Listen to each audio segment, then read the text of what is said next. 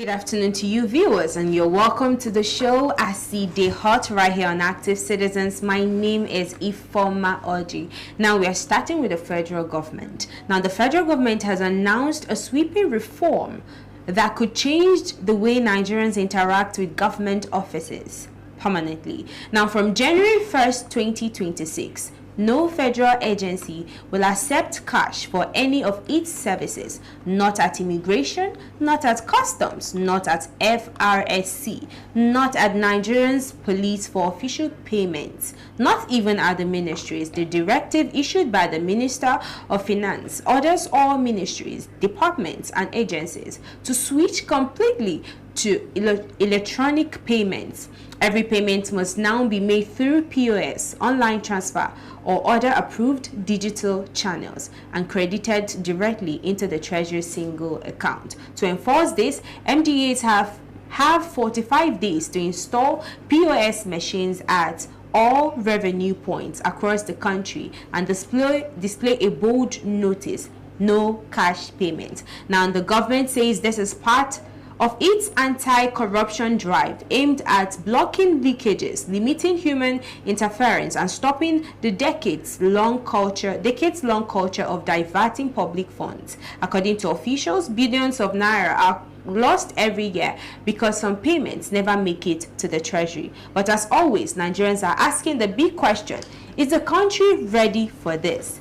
And why now? Now joining me in the studio for this robust conversation, I have my co-host in the person of Sharon Enemchukwu. Good afternoon, Sharon. How are you doing this afternoon? I'm very well. How are you? I'm good. And then we have Mr. Wisdom Okechukwu. Good afternoon, sir. How are you doing this afternoon? Yeah, good afternoon, Ifoma. I'm very fine. What about you? Oh, I love the good Ifoma. Afternoon. Good afternoon. All right, let's go straight to the stories for today. Now, you've heard about the banning of cash from 2026 for making any federal payment. Now, I just need to get your take. I'll start with you, Sharon. What's your initial take when you saw this particular story? What was your reaction? You know, for a country that has not fully been digitalized, right? A lot of the things that we still do, we use the analog method a lot, right?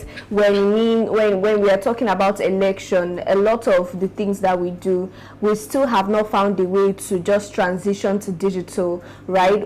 Also, the fact that we have maybe, let me just use your NIN for instance, and how strenuous it is to go about registering for your NIN, and just important federal government things like that, to now say, okay, we're no longer dealing with cash and we want to start dealing with, digital. I don't think Nigeria has gotten to that point yet, not because they lack the resources, but they have just, for some weird reason, refused to seek the knowledge of people who know how to do these things. So them transitioning, I think it's going to be short-lived.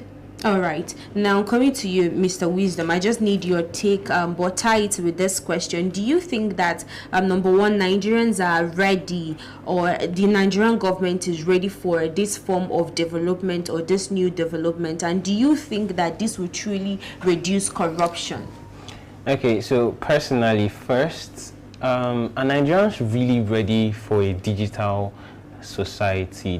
The short answer is no. Okay. But the long answer is yes, and I'll give you reasons for both of them. Okay. First of all, it's not just about making decisions to make the economy or to make the system in Nigeria to become digitized. It's about educating people on the right processes to actually follow through with this digital economy. So what do I mean by the right processes? There are people, Nigeria now, 60% of Nigerians live in multidimensional poverty. Okay. And out of this 60%, 50% of this 60% do not have access to digital infrastructure. This means phones, some of them don't even have bank accounts, POS and all of that. So coming out to say you want to digitize an economy where majority of the people don't really have access to these infrastructures, I feel it is the government shooting itself in the foot. So what's the way forward? The way forward is, yes, bring it in. It's a good thing to actually do, because most times handling cash can be strenuous, right? And with handling cash, there is room for corruption, bribery, money pass hand, and all of that. But when everything is digitized, just like the electrical system, where if you want to go and pay your NEPA bill, you have to give this person, give that person, give that person, before you know you've paid what you're supposed to pay. But with meters, you can just stay from your bedroom and pay your NEPA bills very comfortably and conveniently. What I'm saying is, introduce this digital system of payment, but also realize that there are certain people who cannot, and who would also use the system that cannot, you know, access this new system that you're building. Also, as you're including this, educate the masses, let them understand that this is beneficial to them. Because, to be very honest, there are elderly people today that you come and tell, oh, let me put bank app in your phone. They will tell you want to steal their money. You get? Yeah. And it's because of ignorance, right? So while it is a good thing, I also say educate the masses. It is a welcome improvement, but we are not yet ready for it as a country. All right, now coming to you, Sharon, I think Wisdom have made it clear that we are not yet ready with this new development. Now, the federal government mentioned something about preventing corruption, that the revenue generation that we are to generate every year, because of the fact that, you know, money go meet this one, meets the other one at the end of the day, to not be remitted into the treasury account. Now, I just want to ask, do you think that this will really reduce corruption? Because we know that even leaders, even political figures at higher places are sitting pretty on, you know, Nigerians' money and siphoning money. So with this, do you think it's a form, it's more like, to an extent, an overreach, and do you think it will actually reduce corruption? Nice question. Okay, so I'm going to start with, you said, do I think it's going to reduce corruption? No way. The corruption that is already ongoing, how do you think they run it? Is it not, do you think it's through cash? The amount of money these people loot, it's not cash. It's wireless transfers here and there, finding a way to do that digitally. So I think that them coming up to say that they're trying to do that in order to stop corruption, I'm not buying that, because the other day when we talked about the new tax, tax, yes. Increase in tax and all of that, and there were lots of conversations out there that people would stop going to the banks anymore. You know, they would start keeping cash at home because they didn't want to account for how much they have and all of that. And I just think that basically, right, the government coming out to say that they're trying to do this in order to reduce corruption is just very somehow. Yes, they might have their reasons for that, but to me, I don't see how the corruption that is already going on, it's through digital means that they're using to do all of that. There are lots of funds that has gone missing, right? It is not whether it's cash or not cash. They would find a way to maneuver the money and how they move with that money. So yeah, I don't think it's going to really curb corruption. All right. Now, talking finally on this particular topic, Mr. Wisdom, do you think that every Nigerian, especially people living in rural area, are really going to, you know, embrace this new development? What do you think would be their reaction in hearing this? Because I remember when the income tax came on board, I remember a certain woman was really decrying, lamenting, you know, emotionally about the whole thing. So do you think that with this one now that people are going to really accept it, or do you think it would be quite a hassle? Okay, so for one thing in Nigeria, it's this whole culture of Nigerians adapt, right? Let me take you back a bit to 2023 when we had a cash problem, where people had to buy cash, had to pay for cash and all of that. It was rough. It was really difficult for a lot of persons. And at the end of the day, Nigerians adapted, right? They found a way to really enjoy the basic things that they wanted to enjoy, even though it was hard, right? Now, this system, first of all, I'm going to answer your question, then I'm going to touch on something that Sharon said. It can be adapted to. It will be adapted to. But the question is it necessary at this time and day in Nigeria? Okay. There are other things that can be done in Nigeria that would push Nigeria to an economy that needs digitalization. Okay. Because at the point where we are right now as a society, as an economy, we're not there yet. We're so dependent on a lot of things that require physical cash. Yeah. Let me give you an example. You go to the market now to go and buy something from a store, from a woman that sells something, and you want to pay with transfer. Most of them have been in situations like that where they will tell you, if it's not cash, I'm not selling. Right? Now, these people have not gotten to that mindset yet because the economy has not been has not reached that level where everybody is tech savvy. Right? Now, something that Sharon said, that the money is being looted through transactions and all of that, I completely agree with her, and I'm going to make a statement to that effect. When you think about the actual looting of funds in government parastatals, the main corruption, it has never really been from transactions that are done in private sectors, like probably going to pay your bills and all of that. That is not money. The money that these people loot is coming from projects. It's coming from making, you know, states. Exactly. The main money that is being looted, it's not even coming directly from us sometimes. It has already gone into the system, because when you think about it, is it your 20,000 naira that are going to transfer to probably one well, sector? Tax, they take tax too. Let me tell you for a fact, the tax that you're taking, it will be collected first before they will loot it. You know, another thing that people are asking is, with this new treasury account that they will be providing, even with the income tax for next year 2026, how are the government, or how is the government going to account for every dime in that? Because I believe that is actually a private account that this monies will be you know, remitted to. So people are still asking, how will the average Nigerians know how much I've gotten into this account, and how will this money be used? But I think that's a question that the federal government still needs to, you know, provide answers to. But let's move over to this Nanuga. The special advisor to the president on information and strategy is seen on Arise TV explaining why fighting bandits and terrorists in Nigeria is very difficult. According to him, fighting bandits, it's not like fighting a normal enemy. Bandits use innocent Nigerians as human shields. Let's take a look at the video. What I've also read some accounts where it was quoted to have said he thanked Nigeria and he thanked ECOWAS for the support. I don't know if some people would say they didn't hear him say so, but I know that I also read some accounts where he acknowledged Nigerian support. He needed Nigeria, and it was wise for them to have called on Nigeria to help them. If we have this capacity to speedily restore democracy in Benin, why can't we get on top of the criminal elements that are terrorizing Nigerians in this country? I think it's a different ballgame altogether. The internal one is more of an asymmetric war. I think our military people have been saying that, if we don't seem to understand what they're talking about.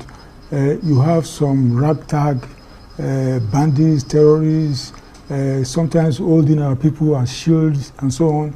The way you want to fight them is not the way you fight a conventional army. Look at the case of Benin Republic now. They went to bomb a military base in Benin. They know where to go. And in fact, in a Red Nova bar, they gave the longitude and altitude. The coordinates. The coordinates where they should actually bomb, which is what they did. It's not like those people. They are holding our people as shield most of the time. They're always kidnapping soft targets and so on. You have to be very careful not to go and bomb those they are holding as collateral, so that you don't just, and then people now say, oh, you are bombing your people, blah, blah, blah. So it's different. These are like a guerrilla. Even the almighty America couldn't fight guerrillas in Afghanistan, had to abandon the place, and it's not easy. It's not an easy war. But I think this country is poised to find a way around it to make sure that at least we end all this banditry and terrorism. So Bayo Onanuga, in his words, he said, fighting bandits is not an easy war. And when being compared, when he was asked if we could swiftly respond to the coup attempt in Benin Republic, why don't we use the same urgency? Why don't we channel the same urgency to fighting bandits in Nigeria? Now, coming to you, Sharon. Onanuga says it's difficult to track bandits with technology. Why has the government not invested in advanced surveillance system like drones and satellite tracking? Because we saw the likes of, jets jetting off to Benin Republic. I didn't even know. I remember when we talked about this. I didn't even know that we have, private jets to, fly to other countries and bomb them. I think I also have a question of my own, right? Bayo Onanuga is saying that they don't have the technology to track these terrorists. And that if they even find them, that they use Nigerians as shield. So there's just so many things that I'm confused about. Is it that the Nigerian government only works, or our security agencies only work after people have been abducted? Okay, we've heard series of stories and encounters of people being abducted. We know where they were abducted, then they release them. We don't know how they went about that release. But my question is, why is it that there is no follow through? Why is it that they don't ensure there is no repetition of it? If indeed that they are giving out money to these people, they are paying money. We talked about this in the other show, in Morning Pulse, I think, and we are talking about marking of cash, right? Yeah. Because they don't transfer this money, they pay it cash because they don't want any digital footprint or anything like that. Now, if you're doing this via cash, are there no creative ways really that they can employ to ensure that even after they have secured the release of these kids, if they're really scared of getting people hit, innocent Nigerians hit in a crossfire, what happens after they have been rescued? Why is there no follow-up plan? Okay, we have gotten these people. It seems that after every release, the Nigerian government just relaxes and go back home. They will just go back home and forget that there is anything like abduction that has happened, not thinking that there is a possibility that it will happen again, which is what we have seen. Back-to-back abductions. We saw it in Kebbi, we saw it in Kwara, Niger State as well. I just have a problem with the fact that they give easy excuse. What Bayo Onanuga said is a very convenient excuse. Yeah, to be honest. Now, we've seen security operatives or agencies and even the government come out to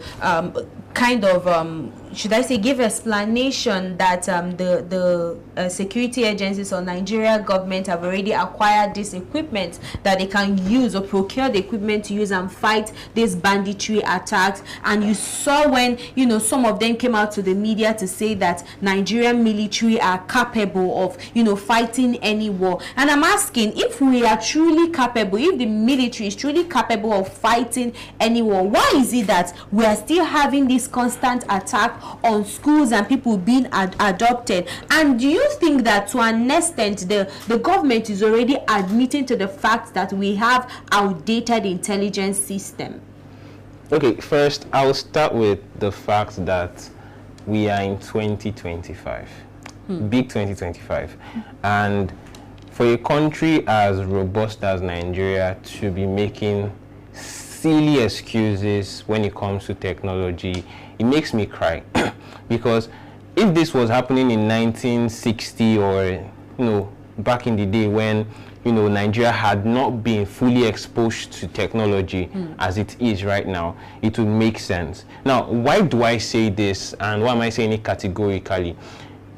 Even if Nigeria does not have the funds to go outside and get this equipment, with the amount of tech gurus that are coming out from Nigeria, Nigeria can build this technology in-house if they wanted to. Emphasis on if they wanted to. Now, the reason why it looks as if that these people do not actually want to do anything about this is because it is politically motivated. I don't know who said it the last time. I don't know the actual name to the person, but he said, if a terrorist attack lasts more than, is it 24 hours? 24 hours, yes. That it's politically motivated. Do you want to tell me that even me now, as an average citizen that doesn't have military training, I already have ways to actually track these people down? For instance, implant tracking devices into the money, into the bag self of the money, right? The people who are I mean, they are calling people through phones to tell them how much they need. Telecom communication networks can track these people down if they wanted to. He said, no, according to Bayo Nonoga, he said they use an updated, what is it called, infrastructure. The phones that they use Starlink. So that is why it's difficult for the security agencies or the military to track them. So they have better it's easy for people to give excuses when they know the truth. Yes. And the funny thing is, these people know the truth. You cannot tell me that a group of people who are less than 20, if they are up to, can have the sophistication that is bigger than that of the government. Are you telling children? Fulani. Are you telling people who are not educated? The fact that Nigeria has, other exactly. I mean, what would it take Nigeria? Let me give you an instance, right? There are drones that are small as it comes. Yeah. Which means you can actually get a drone to follow the person that is going to deliver them. Let's say you want to actually pay the ransom so that the children that they are saying you don't want them to come in the crossroad. Get a drone pilot. Fly all those mini drones that are very tiny. Take it high. Get this thing very well. As the person comes to pick the money, follow the person. Know where they are situated. Okay. I think maybe like I've equipped myself with a lot of defense as to what Mr. Wisdom is saying right now, because I saw in the news one of our security agency or operative came out to say that the reason why we can't actually track these people is that getting all those infrastructure is very expensive. So because it's very expensive, how much are these people taking for? Another thing as well, right? Okay. These people have settlements, the bandits. And the other time I remember one person that escaped from where they were abducted said that when they went to the next village, they were working hand in hand with those bandits, right? So it means that they have, maybe, I don't know how it is in the bush, but they have settlements, right? In those bushes. Why is it that, because it's not possible for you to move around that's easy, right? Why is it that after they have abducted people, 100 people in that settlement, it's not bombed? Let's even say they are not bombing the bandits, but they are destroying their settlements. Because if you bomb their camp, you are bombing the weapons that they have there. You are destroying and ripping them of those weapons. So why have we not heard of, okay, these bandits, right? We have rescued these kids from there. We know where they are. Remember, a lot of governors have come out to say they know where these people are. They just need to get instruction. So if you know where these people are, you know where they stay. It is not easy for you to carry your troop like this and you are moving from one place, building connections. You are at a risk of being found out. So what it means is that they have a settlement. Right, but that settlement has not been bombed. All right, now I need you to tie this your opinion or your perspective now with the next story we have here, which is more like a tragic story. Now, a 50-year-old Agnes Obeta from Ezimo in Enugu State, who was kidnapped, later rescued but sadly died shortly after gaining freedom. Agnes and others were kidnapped while returning from a burial. They were taken to Orokam Forest in Benue State, an area known for heavy criminal activity. Now, the Nigerian Army rescued 14 people during a clearance operation. Mrs. Agnes was released after ransom was paid to the abductors. A family source reported that after the kidnappers collected ransom, the victims were freed. Now, as they were leaving, gunshots sprout out from the forest, leaving the newly freed victims running for safety. It was discovered later that night. When others regrouped, Agnes was missing, but later discovered unconscious the next morning by the villagers. She was immediately rushed to the hospital but declared dead due to high blood pressure. Now, this is quite a sad story. This has to do with a woman who was, held in captivity for days, and after ransom was being paid to the people that abducted her, she was, running for freedom to, get rescued, and she slumped, and before you know it, she was rushed to the hospital and they declared her dead. Let's talk about the situation or the condition that these people are being placed under. The people that have been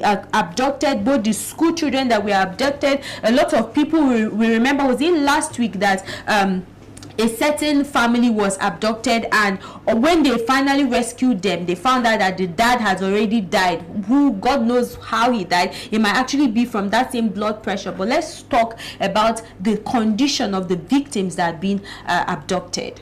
Okay, first, before I answer that question, I want to address something. There's a point that the both of you raised, that getting these surveillance equipment are expensive. Now, I want to ask a question that is tied to that question or that point you guys raised. How much ransoms do these people request for on a daily basis? 50 million, 100 million. Cumulate it. Let's take this year alone, for instance. Do you know the amount of money that has been paid as ransom to these people just this year alone? If you put it together, it's running in billions, right? Now, you won't tell me that it is impossible to use ₦1 billion or 10 billion naira to secure surveillance equipment for the army, for the military. Now, the problem is the Nigerian government do not prioritize the right thing. And I say it categorically, because you would hear them, they will come out and say, oh, we want to buy private jets, we want to change governor's car, we want to do this, we want to do that, we want to do that. And for a country that, do you know what it means that Nigeria is how many years now and we are paying bandits, we're paying kidnappers, we're paying ransom, right? Now, that is the reason why these people will continue doing what they are doing. This woman now that died is just one of many. More will still die. And if nothing is being done about all of these shenanigans, it's going to continue. Trust me, the number of kidnaps you're hearing now, have you not checked the trajectory? Every day it is increasing. As 5 years back, you will not hear this number of kidnaps in a particular period. It's usually maybe within a month you hear like 2 or 1. But now in a week we're hearing like 5 every day, right? So if something is not done about this, it is going to get to a point where it is no longer being manageable. And the government will be held accountable for everything that is going on, because they are not prioritizing the safety and well-being of Nigerians. I think it may seem as though that the federal government are being overwhelmed by, you know, the insurgencies, or rather this constant personally, I feel there's nothing to be overwhelmed about. No, that's what I feel, because the reason why they have, why is it that they haven't put this thing to the board? Why haven't they, you know, nailed it to the board up till now, that we are still hearing more constant abduction? But let me come to you, Sharon. Now you've heard about this news about this woman. What does this incident say about the emotional toll kidnappings has on communities? You know, after they release people that they have abducted before, we are, you know, happy, we jubilate, and the Nigerian government especially goes about sending congratulatory messages. But the fact is, this is really peculiar, and I'm going to say that I've not really thought about this as much, but the death of this woman, may her soul rest in peace, just opened that up to me.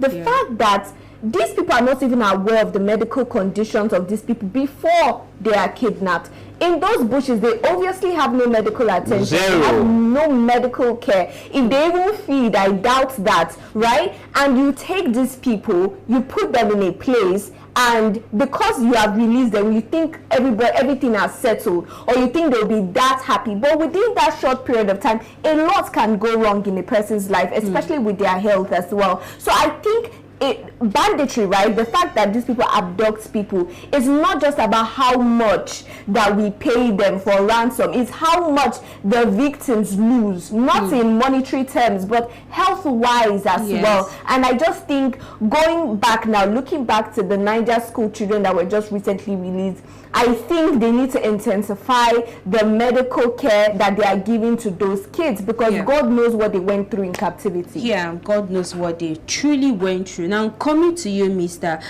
Wisdom. Now, there is this stuff that I really want us to talk about now, the ransom that is being paid. Now, this particular woman, now, they've already paid the ransom for her release, but imagine a situation whereby you have been rescued and you're leaving to go and reunite with your family, and you end up dead. Let's talk about the ransom and then the after effects, like this particular incident that happened now. And let's tie it with other events that happened with, I think, the children in Kebbi State state that we are people that were abducted in KB Church, if I'm to remember, Kwara, yes. I remember one of the what's it called, the victims, the father died as a result of the entire family being abducted. Let's talk about after rescuing these people, or these people not getting to meet their family, to reunite with their family, even though they've already paid the ransom. And let's equally talk about the fact that this present administration says that what they use is non-kinetic approach, because it might actually be colossal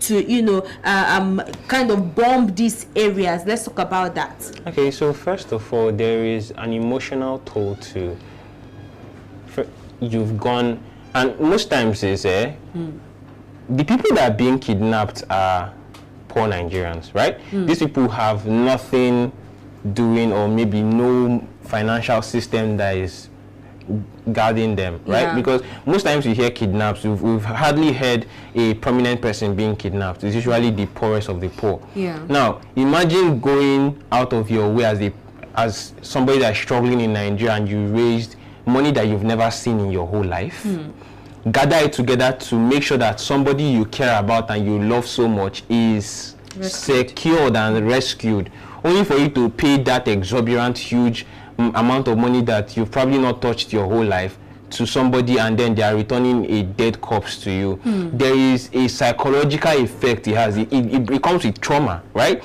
Now, and it's not just the trauma on the person that lost the family member or whatever.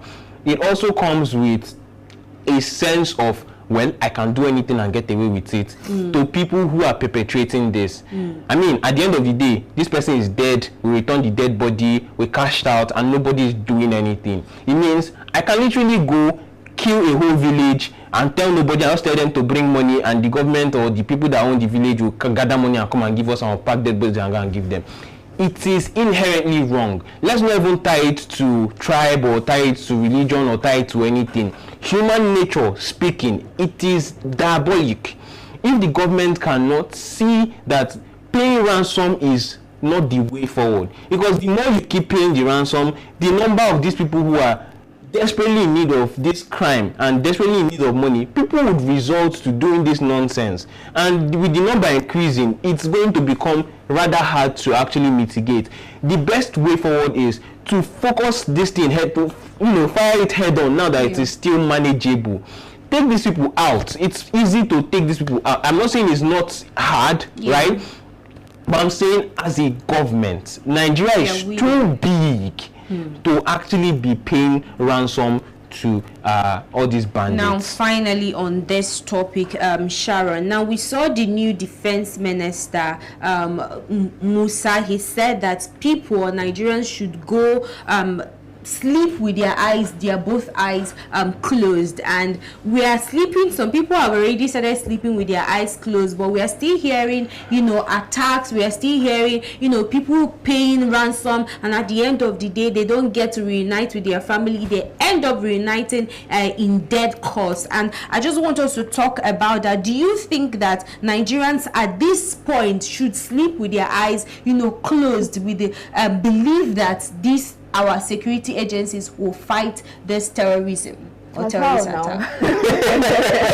That's how. You should sleep with your eyes closed, please. I really don't want to start dragging the latest Minister of Defense just because it's not been up to a week or 2 weeks since he became Minister of Defense, right? So I don't want to start dragging him, because he would be my first point of contact if more things like this go on and we're here to see anything. He made a lot of promises during his screening at the Senate, but I'm going to say there's no Nigerian that is sleeping with their two eyes closed at this point, because just the other day we're talking about the abductions happening in the Northwest, and a lot of people would think that it would end in the North, but it's spilling over to other regions as well. We're seeing what happened in the Southeast. We're seeing what happened even in the Southwest as well, in Ekiti State, the abductions, the killings. So right now the question is, who is next? Where is next at this point? So it's not true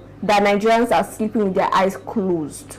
Okay, now I want us to take this final story, because I think there are a lot of serious misplaced priority. Now, President President Tinubu's aide, Daniel Bwala, was seen trading words with journalist Rufai Oseni on the corridors of X. Now, I'm going to read the tweet from Bayo Ononuga, and I'm going to read the tweet from Rufai Oseni. Now, from Rufai Oseni, he said, Daniel Bwala, he said, one back slap, he is crying like an adult toddler that he is. He has made over 10 tweets on me and still counting. You brag about your prowess. Okay, respond to the popular demand to fly to Abuja for the man-to-man interview.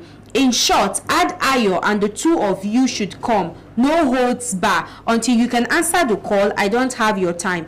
Animal husbandry, Abina animal horticulture. Now, Daniel Bwala, Rufai Oseni on the other end say, ha. You even get time to do video. Bwala, have you shown us the suspension letter? Because allegedly, Daniel Bwala said, Rufai Oseni was placed on suspension. So he said, according to Oseni, he said, so you have accepted no suspension. You lied. The last time you were in Lagos studio, you kept on going to the bathroom and drinking water. Ha. Come fasting, fly to Abuja to come and engage you. Bwala, you really think everyone is idle? You couldn't answer Ayo's questions, so it's obvious you haven't recovered from the first interview. But yeah, I don't want to go ahead, reading this, because I think to an extent it's pissing me off. But I'm like, this is an aid to the present administration, that is the president. Do you think that this is actually top priority? This is what he should be discussing when people are plunged through pain every single day, when communities are being attacked,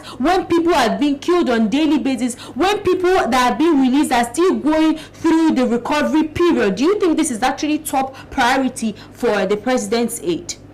Okay, so I mean, we live in a Nigeria where nothing serious is ever prioritized, and flimsy things that we coin to be political becomes what makes the news every time. And without being a naysayer, I think we already know who Bwala is. Nothing has actually come out from that man's mouth that has actually been important or that has actually made sense, right?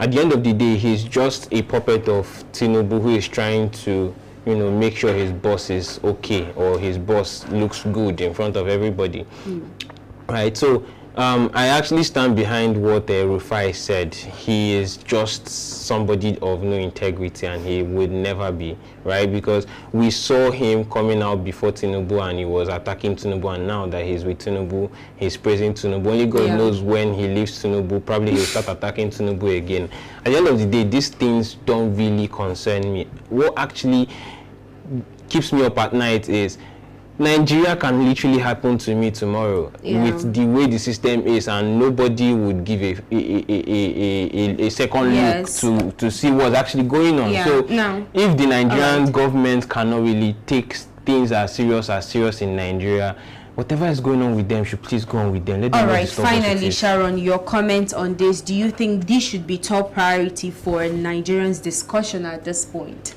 No, not really, but also it is something that we should worry about. Someone who is supposed to have been, I don't know if they go through a training or they go through schooling for these things before they become spokesperson. I don't know, but if they do not, maybe they should consider it, because at this point, I said this before when we were watching the senior advocate, we were watching San, where he was on an interview with Arise, and the way he was laughing when they were talking about, smiling about when they were talking about insecurity and abductions. And just in my head, I'm like, don't you know protocol? Like, don't you know how to carry yourselves for different conversations on camera? I think they need to go through that training. Then also for Bwala as well, the fact that you are representing the president of a nation, and this present administration is very particular about what you say about them on social media. The fact that they can now come down to that level where he starts saying all of this back and forth with a TV presenter, with Rufai, who is an anchor and who is supposed to be the middleman, sort of, because the press is the middleman between the government and the people. So if you're fighting the press, are you not fighting the people?